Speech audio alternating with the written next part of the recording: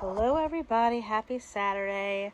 It is February 10th, 2024. Yeah, you're still seeing some Christmas decor behind me. I've got some clutter, and some of you know that I haven't been feeling well for the past month or so.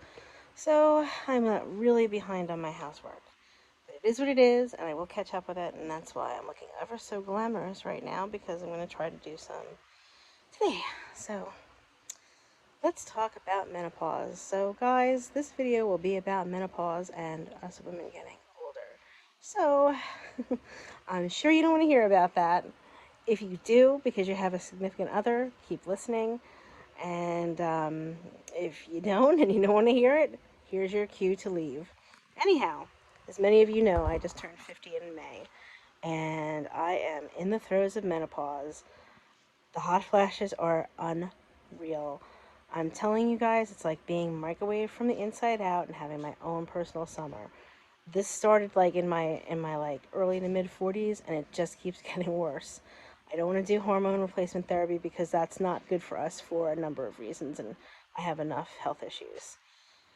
So, my God, how do you all deal with the hot flashes? Because I am always in some kind of a cold sweat.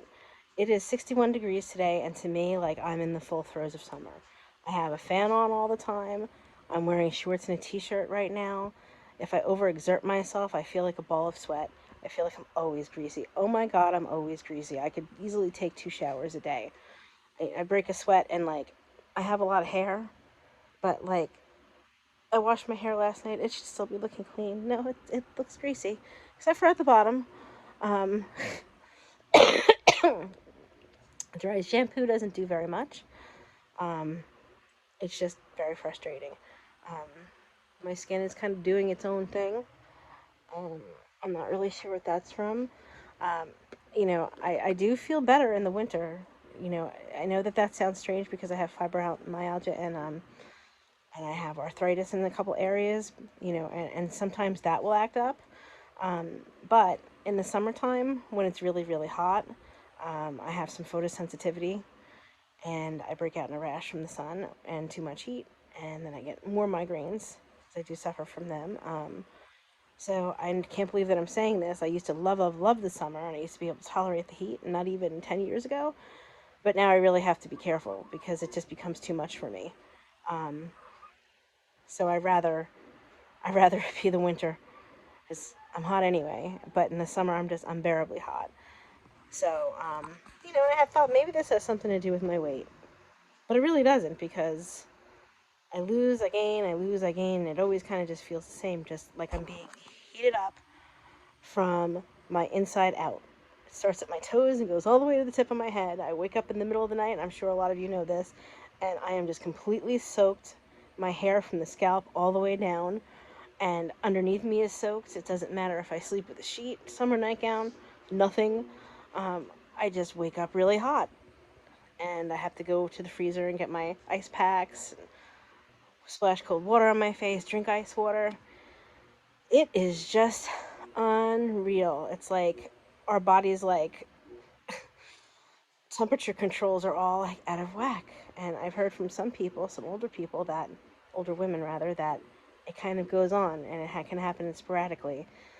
Whew, and I do have high blood pressure, but it isn't that. I check my blood pressure normally, and I was taking steroids for a couple of weeks because I have mono, and that did add to it. Yeah, that did make it worse. It also made insomnia worse, it made my mood swings worse, and the mood swings. Oh Lord,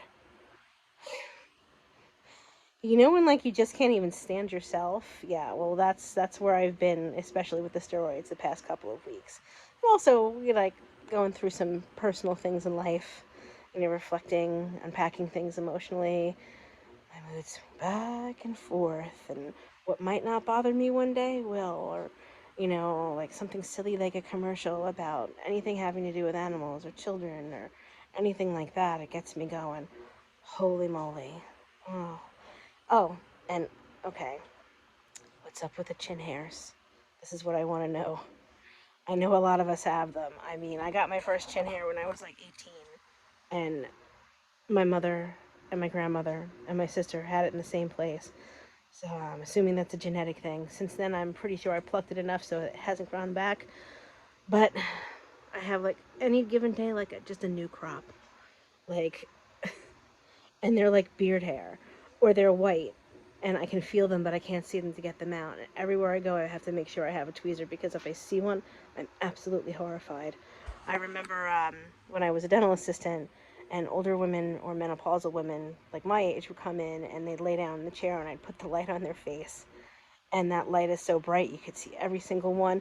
Now I'm just like, oh my god, I need that light so I can see every single one because I don't want to be that woman in the dental chair or in the beauty chair, or you just walking around with like this hair coming out of like the side of your head, because sometimes I get that. I get like this very odd like hair. It's just growing from here and it's like curly and long and blonde thin. It's weird. Or white. Or like I have these two very coarse hairs in this one eyebrow that stick up straight. What the hell? And okay, my eyebrows, I know that, let's see, they're in horrible shape, right? I have to have something done to these eyebrows. I do pencil them in when I wear makeup, but the shape is odd, and I don't want to be one of those older women that looks like Ronald McDonald with eyebrows that don't match. Um, yeah, I don't want to do that. So I'm trying to think of something permanent that I can do, maybe save up, make myself a little goal, and do something for myself because these eyebrows are driving me nuts. Back in the 80s and 90s, we liked our nice thin eyebrows. Well, maybe we kind of overwaxed a little bit, and that's contributing. But from what I understand, listening to older women, it doesn't really matter. It just happens. Either you lose them or they go very blonde.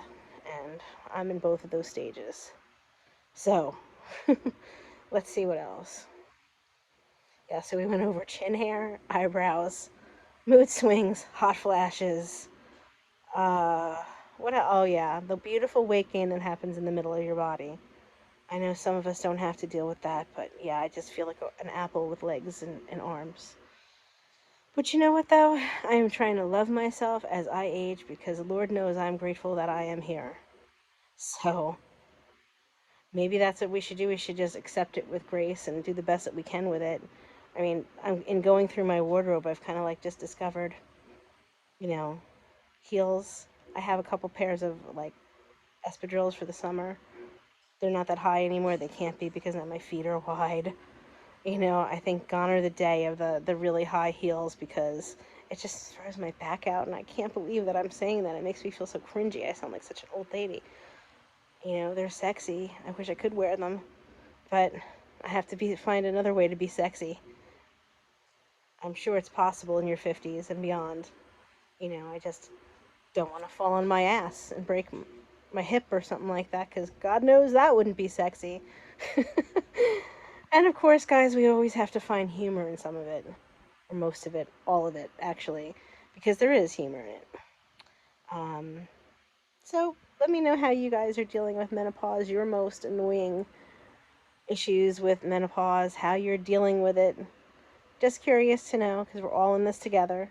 As always, please like and subscribe and share. I'm trying to grow the channel. I appreciate all of you. I love all of you. Have a peaceful Saturday. Take care.